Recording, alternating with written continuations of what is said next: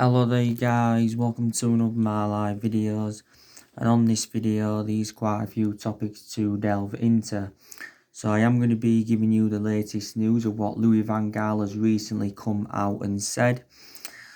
Then I am going to be giving you the latest news on Pietro Pellegri, who currently plays for Monaco, if I have pronounced his name right and that.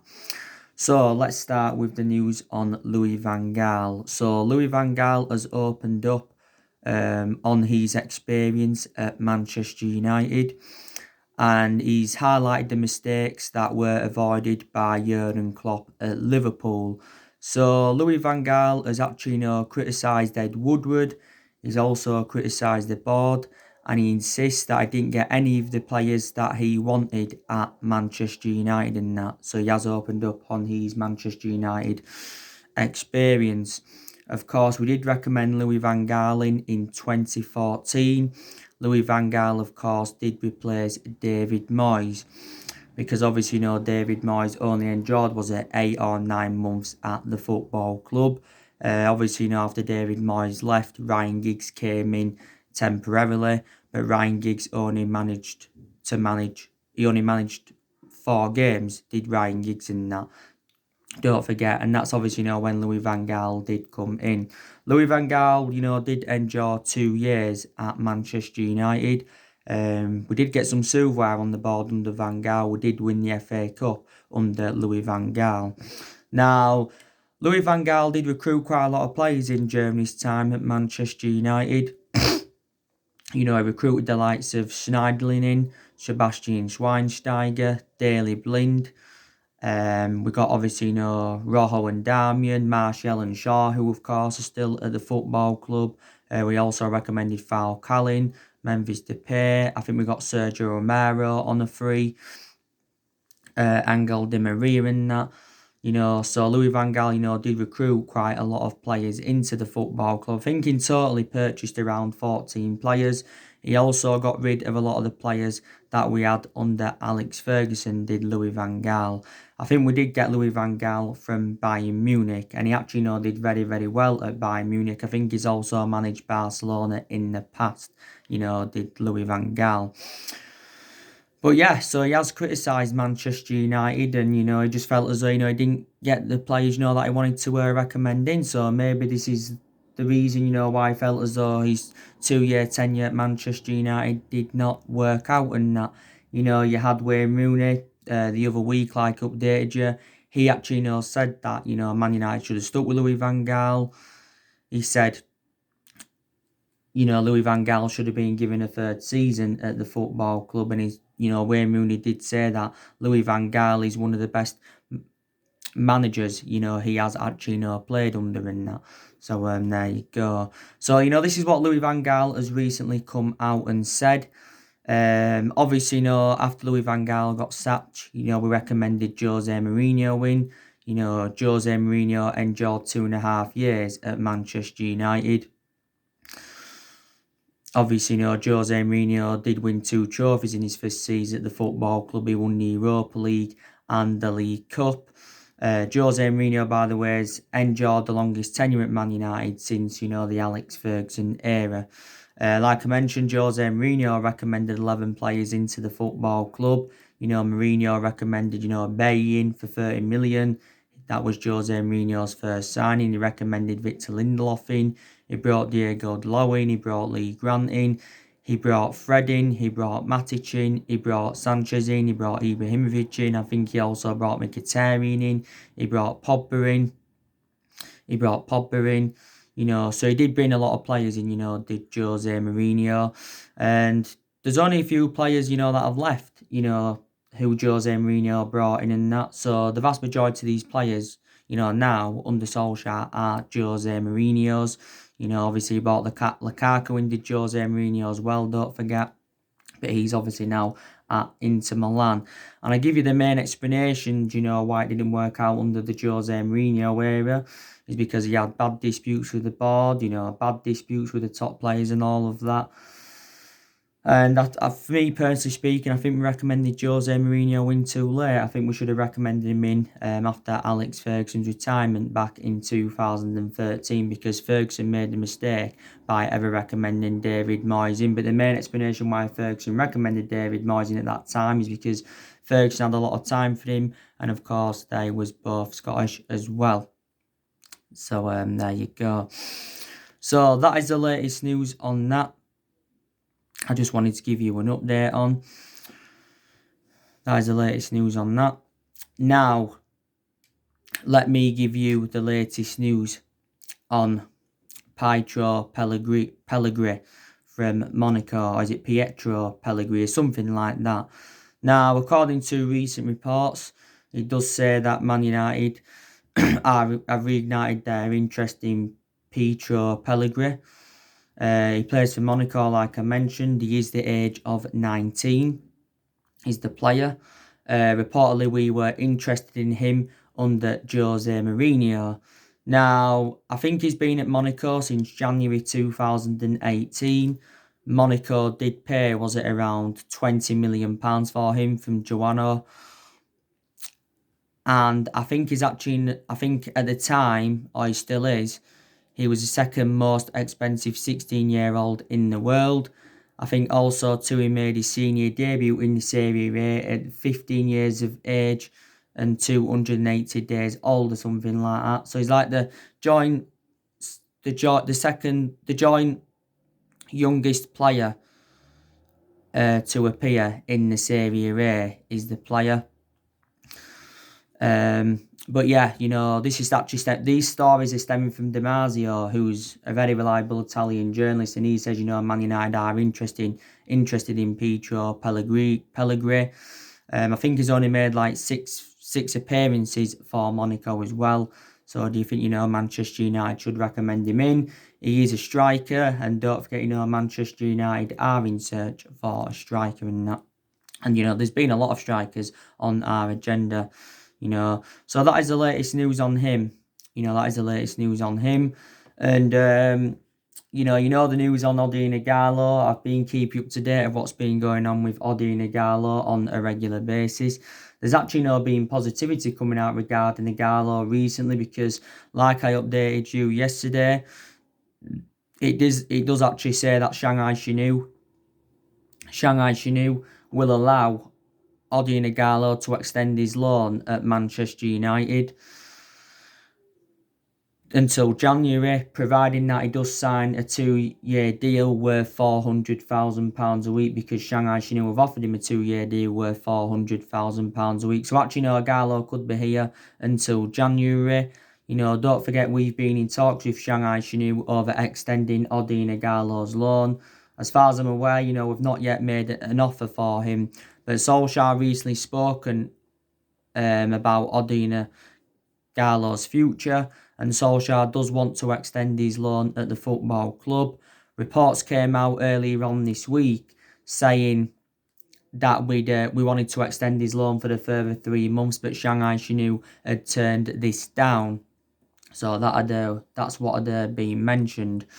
Now, Odin Igalo's agent had also come out and mentioned that Odin Igalo is close to agreeing a contract extension at Manchester United. So we have got to make a decision on his future, because reports were emerging out earlier on this week saying that Odin Igalo is set to leave the football club by next week, because Odin Igalo's loan does expire on Sunday, which is obviously, the 31st of May. Now, Shanghai Shenhua have said if they are to let Odin Igalo go permanently, they do want £20 million. You know, maybe we have got reservations about paying £20 million to get him permanently. Now, don't forget, we got Odin Igalo on loan in January. We got him on loan in January. You know, we got him on deadline day. I think we paid around, was it £4 million to get him on loan or something like that. And obviously, Igalo's wages at Shanghai Shenhua, I think, are like £300,000 a week. And I think we're paying him like £100,000 a week at the moment. To be fair, though, Odin Igalo's been a very, very good cover-up to Marcus Rashford. And like I mentioned, he has enjoyed a fantastic start to his Manchester United career, because he has got 4 goals in 3 starts for the football club as Gaal, and as you all know, he's a lifelong Manchester United fan and that. So yeah, more news, we'll definitely update on Gaal. But like I said, we have got several attacking options, and we've got we've got good attacking players. Obviously, we've got Marcus Rashford. I think he was one of our best players earlier on in the season before he sustained that back injury. I think overall, anyway, he's one of our best players. Is Marcus Rashford.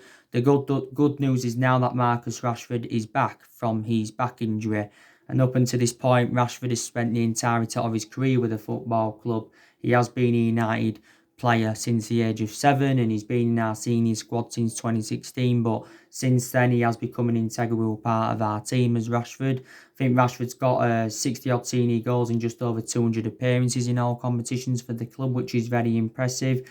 You can play Rashford as the number 9, or you can play him out wide. I think, we'll play him out wide, Rashford, when the season resumes, because he seems to be more effective from that wide position. Anthony Martial's a good attacking player we've got. I think, a lot of aspects of his game have improved because he was in a good vein of form before the football season got suspended. We have been playing Anthony Martial in the number 9 role this season.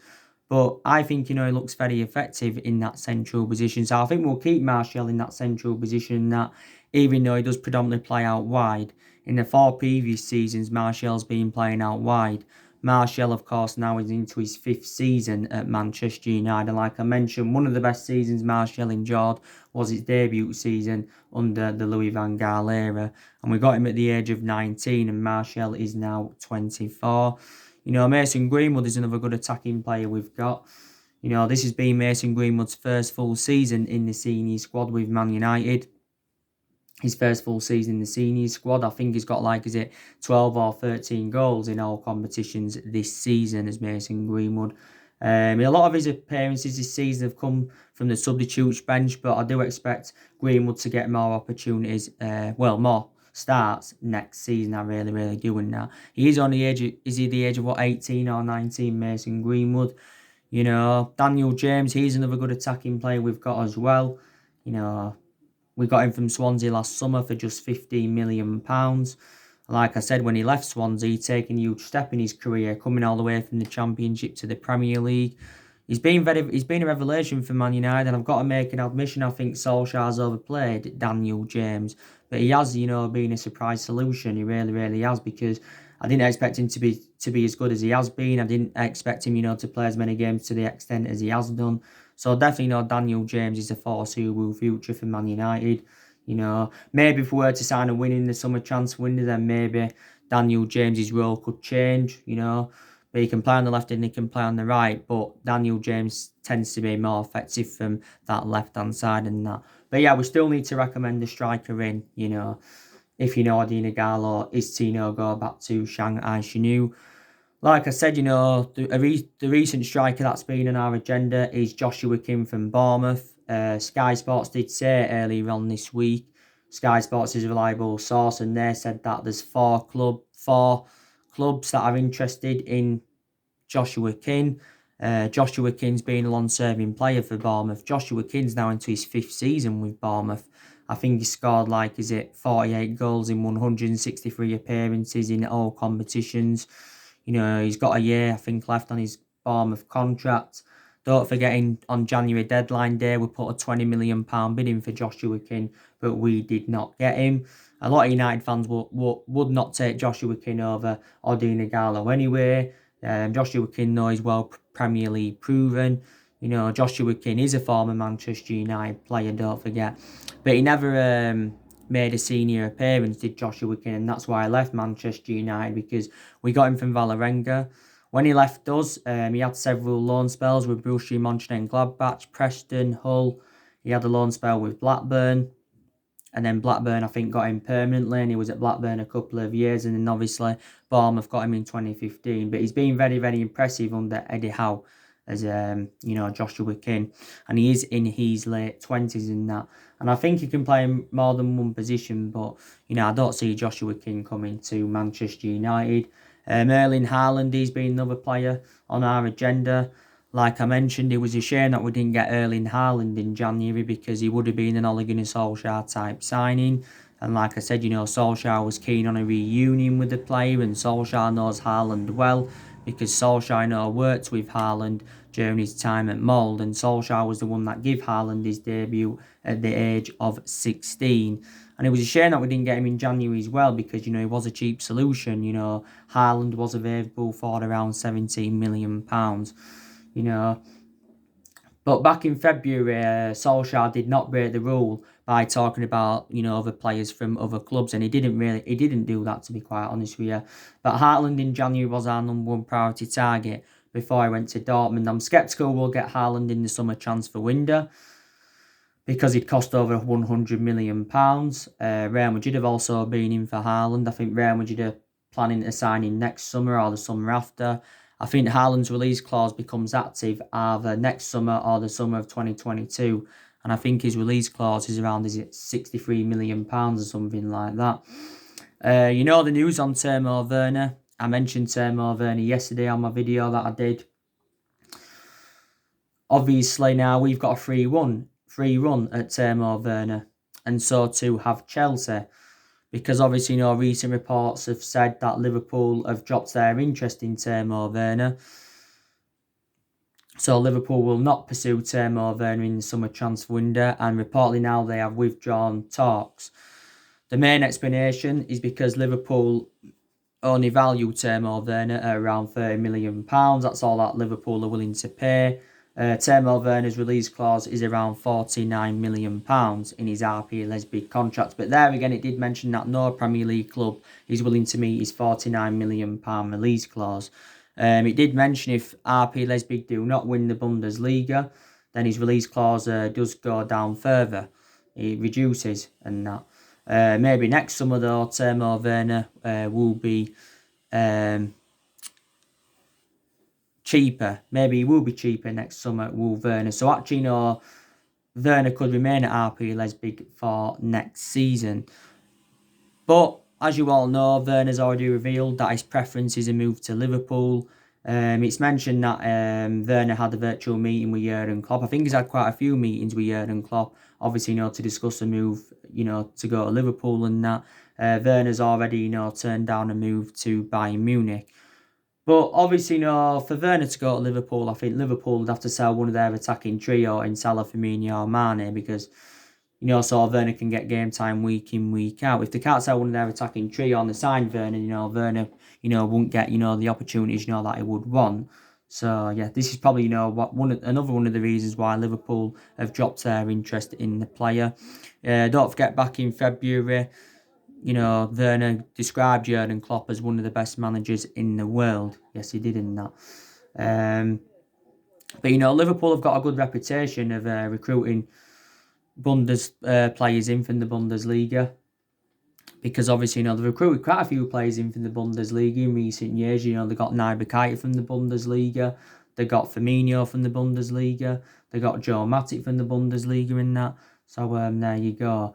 David Einstein, though, who's a credible journalist, he said the other week that Liverpool may not even make any signings in the summer transfer window. And he did say regarding Werner that he'd only leave RB Leipzig to go to Liverpool. You know, Werner is now into his fourth season with RB Leipzig. His fourth season with them. Like I said, I think he's got over 90-odd goals for them in all competitions. And he's a prolific goal scorer. I think he's still got a contract with Leipzig till 2023. Leipzig did pay around £10 million for him, was it, from Stuttgart and that. Don't forget, Werner became the youngest player to reach 200 Bundesliga appearances. He's only the age of, 23 or 24, still very, very young. Hasn't played in the Premier League as yet, but his versatility is very, very good. He's Timo Werner's. So there's a possible chance that he could come to Manchester United. You know, Moussa Dembele, he's been another strike on our agenda. You know, there was reports coming out, was it a couple of weeks ago, saying that we'd allegedly agreed a fee in the region of 62 million for Moussa Dembele. You know, he's another striker I'd definitely take at Manchester United, Moussa Dembele. You know, so there you go. And like I updated you on my video that I did yesterday, the Premier League have confirmed the start date because the Premier League did have a meeting yesterday. And the Premier League is resuming on the 17th of June. It is resuming on the 17th of June. So this is very, very good news. So they've at last come to an agreement on a date, because we've known for quite a few weeks now, at least, we've known that the season's going to be resuming in June, but they've just struggled to come to an agreement on a date, because different dates have obviously been mentioned. There was talks about the season resuming on the 26th of June. Then there was talks about it resuming on the 19th of June. There was talks about it resuming on the 18th of June. Resuming on the 18th of June. Then there was talks about it resuming on the 12th of June. So there was different dates mentioned, but I did say it all depends on the fitness levels and that. So it's very, very good that the football season is resuming. Like I said, there's 9 games to play in the Premier League. There's 92 games to play in all competitions. By the way, they've also confirmed when the season's going to be finishing, and it's going to be finishing on the 25th of July. So obviously, next season can start on time. So that's very, very good news. The Premier League has been suspended for a good, is it 9.5, 10 weeks, something like that now. It has been suspended since the 13th of March. Of course, games are going to be played behind closed doors for public health reasons. Don't forget the Bundesliga. That's returned not too long ago. I think I heard that the La Liga as well is going to be resuming on the 8th of June. So this is very, very good news. And don't forget, we've been in contact training recently. A lot of clubs up and down the country recently returned to training and that. And I did say at that point, that was the first step to resuming the season. But, we've got quite a few priorities, for when the season resumes. The FA Cup's a priority for us. The Europa League's a priority for us, because that's a chance for us getting some silverware on the board under Solskjaer, because we're into the last state of the Europa League, we're into the quarterfinals of the FA Cup, and if we could win both of them, or at least one of them, it would be a memorable first full season for Solskjaer, because this has been Solskjaer's first full season at Manchester United, and he has, been here for around, 17 months now, so he's nearly been at the club a year and a half in total as Solskjaer, including the 3-month period when he was the interim manager. Don't forget, we're also chasing that top 4. We're sitting 5th in the Premier League at the moment. We have just 3 points behind Chelsea. And I'm very, very convinced that we can get qualification for the Champions League for next season. We need qualification for the Champions League, so we can attract players to the elite level. Like I said, I think it mentioned that if we can get qualification for the Champions League, we do get around the 50 million boost on our finances, which is obviously, very, very good in that. So we have got quite a few priorities when the season resumes. Don't forget, we've got decisions to make before the season resumes as well, because there's like 5 players from Man United. There's 5 Man United players' futures that are in jeopardy. Don't forget. I think we've got to make a decision on Paul Pogba's future. We've got to make a decision on what's going on with Odion Gaal. We've got to make a decision on what's going on with Diego Dalot. We've got to make a decision on his future. We've got to make a decision on Angel Gomez's future and that. I think Solskjaer needs to work out his best 11. It'll be interesting to see what 11 he does go with against Tottenham, because that's our first game back is Tottenham. Maybe Solskjaer as well needs to work out his best formation, because he has been changing formation persistently this season. It's good that he's tried a few different elements at the club, but, he's been going like with a 4-2-3-1 a lot. He's gone with a 4-3-3 a couple of times. He's gone with a 3-5-2. From my own perception, will look more expansive with that 3-5-2 formation. But, Solskjaer, has made a lot of rotation this season, but the main explanation he's done that is because, we've had a lot of injuries throughout the course of this season. So these decisions that Manchester United have definitely got to make. But we have got a fully fit squad when the season resumes. Like I said, Rashford's now back, like I mentioned. Paul Pogba's also now recovered from his ankle injury. I'm very, very excited about the prospect of him playing alongside Bruno Fernandes in our midfield and that, because they've not yet had the chance to play together in our midfield.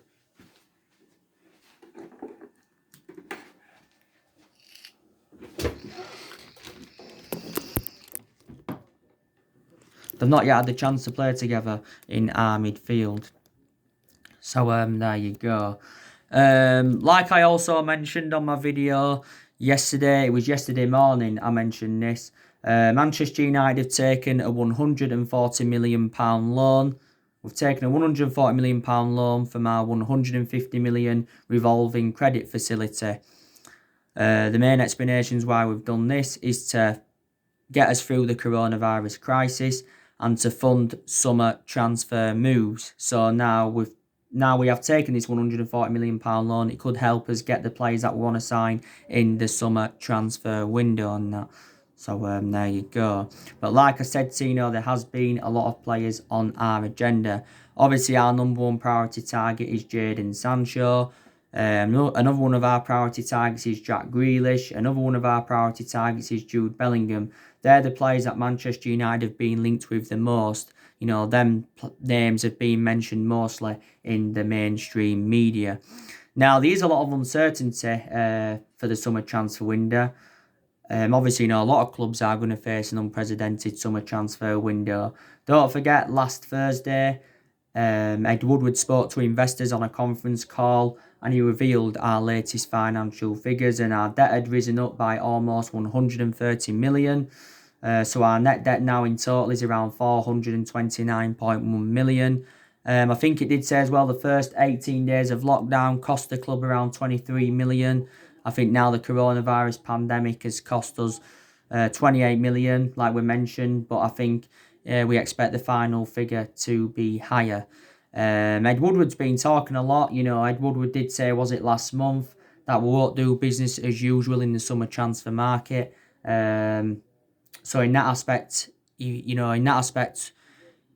he ruled out big transfers to Man United, and he insisted, you know, that we won't be spending hundreds of millions of pounds in the summer transfer window and that. So this is what, you know, Ed Woodward had said. But also Solskjaer made the admission saying that we are going to enjoy a different transfer window, you know, to the recent ones that we have enjoyed and that.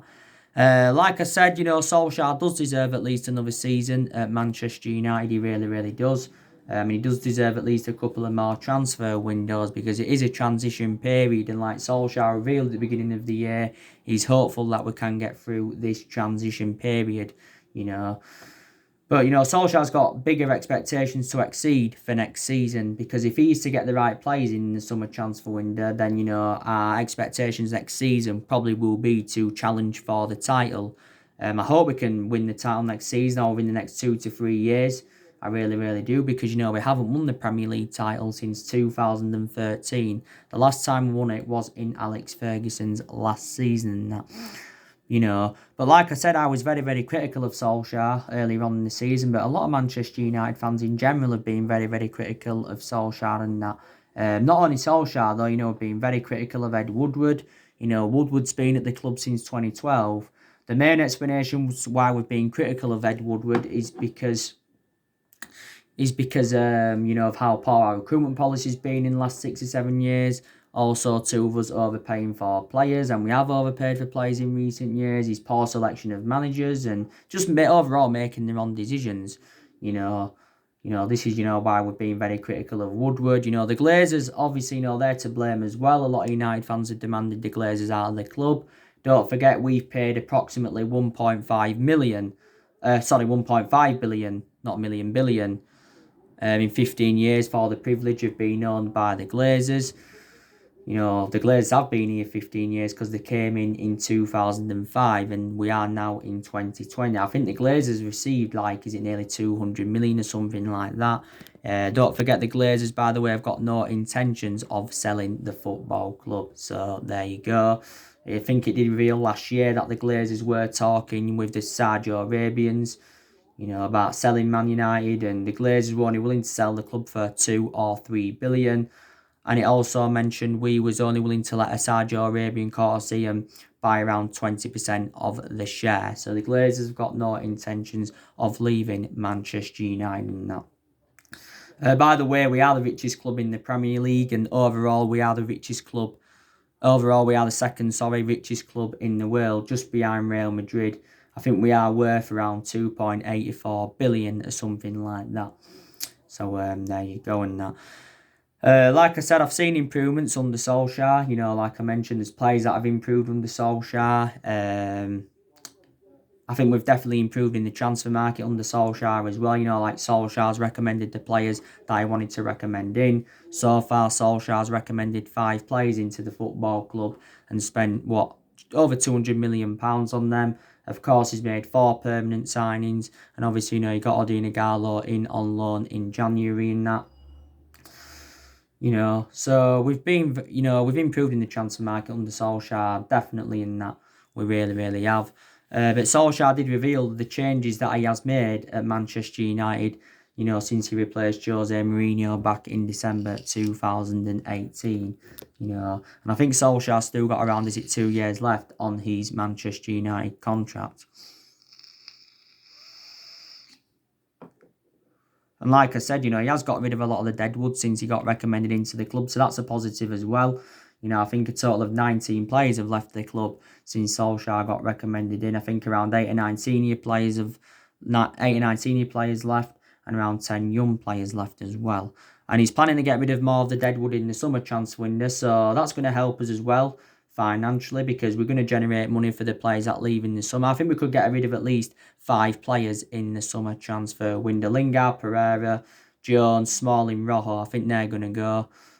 Sanchez, I don't know what's happening with him. He'll probably go back out on loan because we'll struggle to get rid of him permanently. Reflect on his substantial wages. You know the news on Pogba. Give you the news on Pogba yesterday. You know, Real Madrid have offered up to 4 of their players in a swap deal for Pogba. The players they've offered is Martin Odegaard, Brahim Diaz, James Rodriguez, and Lucas Vazquez. You know, they're the 4 players that Real Madrid have offered us. So there you go. So yeah, so that's mainly everything to update you today, guys. Drop your comments, like, explore on the channel. If you do, consider subscribe as always, and take care. God bless, and I'll see you all again very, very soon.